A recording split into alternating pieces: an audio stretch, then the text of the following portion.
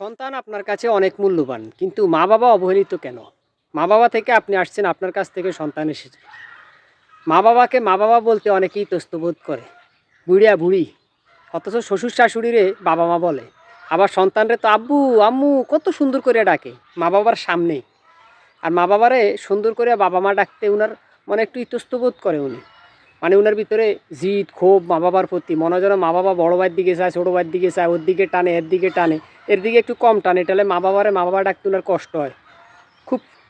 মানে উনার খুব কষ্ট হয়। মানে বাবা মা এদিক সেদিক টানে কেন? ওই ভাই সাপোর্টে কথা বলে, এর সাপোর্টে কথা বলে না, এই জন্য মা বাবার প্রতি রাগ ক্ষোভ। মা বাবার সামনে তার সন্তানরা আব্বু আম্মু করে খুব সুন্দর করে ডাকে, কিন্তু মা বাবারে আব্বু আম্মু করে ডাকে না। এতে মা বাবা খুব কষ্ট পায়। আর এই কষ্টটা কোথায় লাগবে জানেন? ডাইরেক্ট আরশে। এটা ভালো কিছু বয়ে আনে না। তাই মা বাবার সাথে সুন্দর আচরণ করতে হবে, যেমনটা আপনি আপনার সন্তানের সাথে করেন। বাবা মা কিছু বললে সহ্য হয় না, অথচ ছোটোবেলা বাবা মারে আপনি অনেক কিছু বলছেন, অনেক কিছু করছেন, গায়ে আগে দিছেন, গায়ে মুতি দিছে, বাবা মার সহ্য হয়েছে।